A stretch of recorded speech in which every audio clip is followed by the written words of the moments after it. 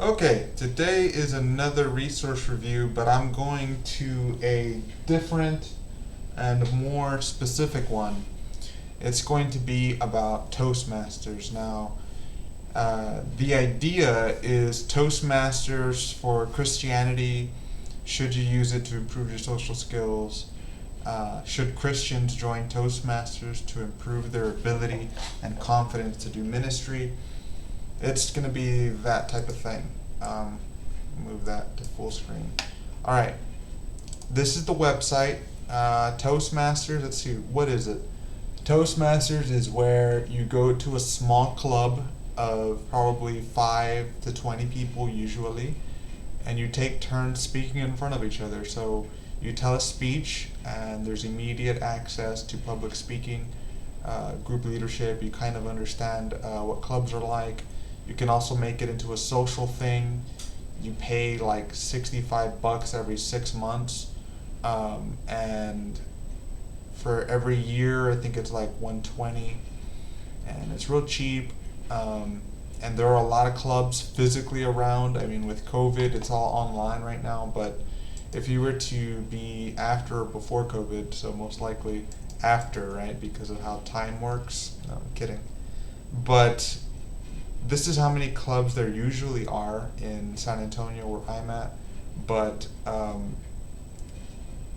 in most places, so if we were to look up, let's see, New York, I mean, that's a major city, so of course you're going to find a whole bunch. It's an international organization. As you can see, there are a lot in urban cities. You have a lot of choices, and every club is different. So that's what Toastmasters is. It's a public speaking club where you just practice your leadership ability within small groups, within that type of thing. And there are conferences with Toastmasters where it's all led by the members. No one really gets paid to be in Toastmasters. It's all volunteer.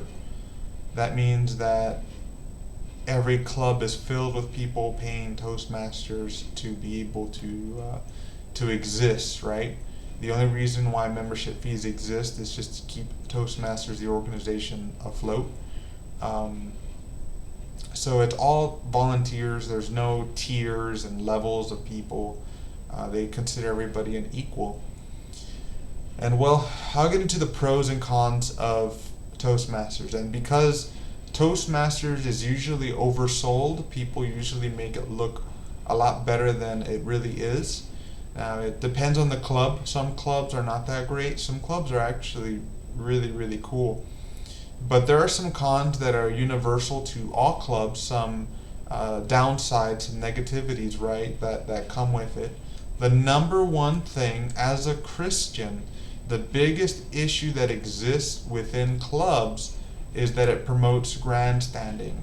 So what that means is it promotes you focusing on you whenever you go into leadership instead of you focusing on Christ.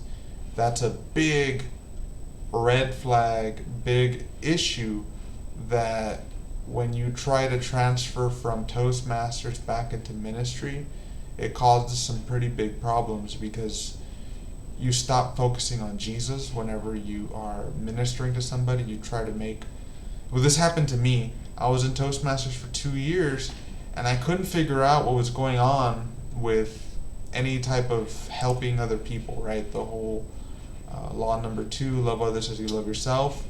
I sort of found myself focusing on everything that I said and I never listened. And I always expected applause because in the clubs, every single time you speak, there's an applause. And they try to give you sort of praise. And in reality, that kind of praise doesn't exist. So preachers aren't always going to get applause. Bible study leaders definitely aren't going to get applause. And when you are in Toastmasters, they applaud you for everything. They say, oh, you're great, oh, you're doing amazing, you're a fantastic public speaker, and they just go on. And that's a problem. It's not a good thing at all. And it may be good for people with like special needs, that type of thing. But it just turns you into a natural grandstander. And everybody in every single club, especially the online meetings, are like that. I've tried many different clubs. It's very scary because you sort of get converted into that type of leadership where you're focused on making people like you rather than loving Jesus. So another con is that most members are secular. Um, when you join, Christianity isn't the focus. The focus is on making people more confident in themselves.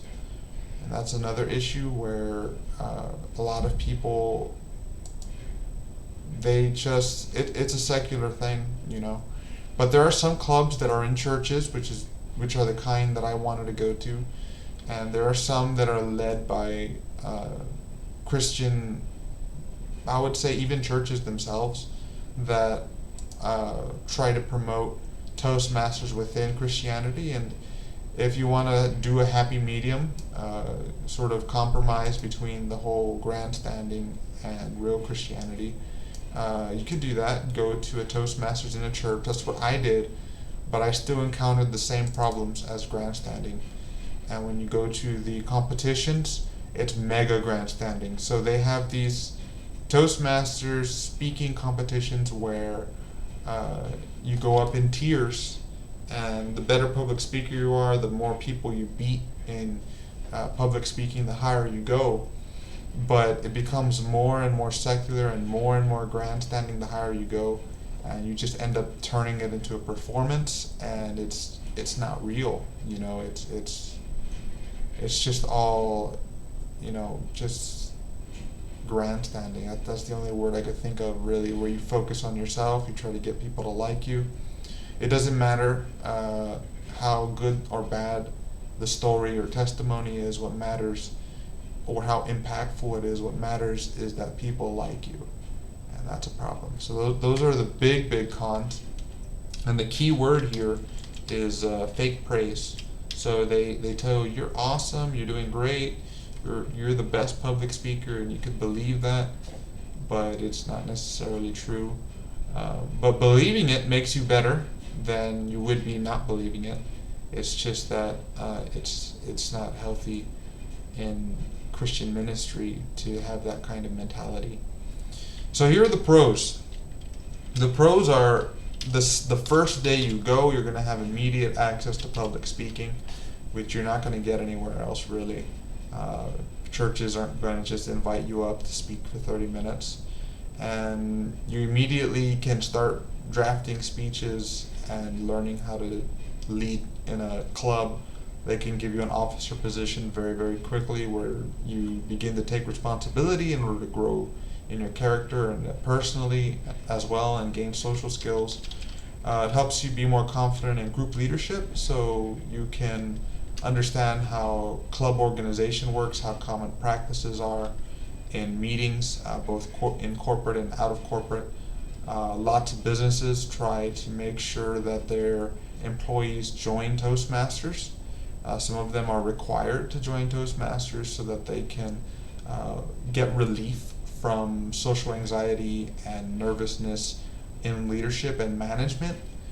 It's very good for that, for overcoming social anxiety and breaking people who can't be in groups, making it a safe place to sort of come out of your shell.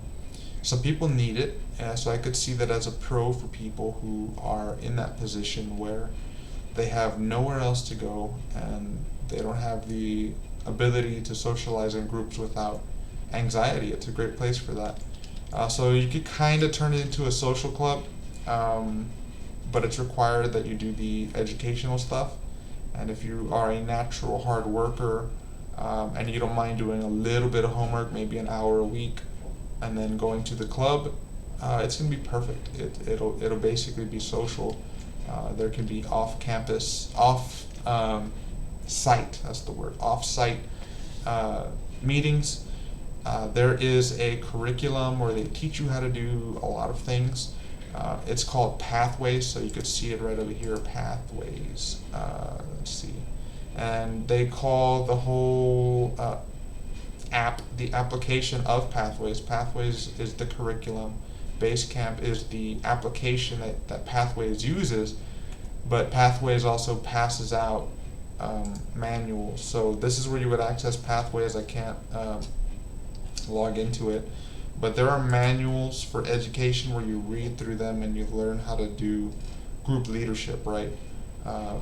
Persuasive speaking, and remember it's international, so it's a bunch of different languages. High performance leadership has to do with like leading conferences and how to do certain types of things that are more high level when it comes to organizational leadership. And they're it's funny, man, because they give you a lot of recognition, medals, certificates, trophies, and ribbons. And it gets excessive because every single week it's like you get a new pin or a new medal or a new ribbon, and they just keep on tacking on the trophies, man. Even if you lose the competition, they still give you stuff. And I for a little while there, I had a lot of Toastmasters accolades, and it was just one of those things, like, too many of them makes it to where it's just, no. So is it good? It's good depending on the person. Some people need it. I needed it when I started because I did have a lot of social anxiety. I did have issues being in groups, and it was kind of like claustrophobia, but with people. I didn't like a lot of people being around me. So Toastmasters is safe for that. It's not that great for somebody who's already in ministry, is already doing Bible studies, and they're trying to get into public speaking. I think it's better to be led by a Christian mentor instead, and actually do the public speaking, like just do it, right? Or do announcements or something. Like, that sounds way better than being in Toastmasters and promoting focusing on yourself. Like, look up that word grandstanding in the dictionary. Or receiving fake praise. You expect it, and when you don't get it, you get scared. And learning how to minister with without the praise, because and learning how to just be in whatever denomination you're in. So is it good? It depends on you. You should at least try it. You can go to a meeting for free, and you'll find out. I mean, do you like it or not? If you're really committed to it and you really want to gain some social confidence, it's good to go for a year or two, but I don't believe it's good to go past a few years. It's just not my cup of tea, I guess. Everybody has their own type of things that they like. I personally like ministry by itself and group leadership with like anything else, just because of the fake praise. It just, I don't think it's completely healthy. But remember, immediate access to public speaking, all of these things are immediate, so there's no upfront work you have to do. Alright, that's resource review on Toastmasters. It's a bit long because I was in Toastmasters for a long time. I hope you learned something.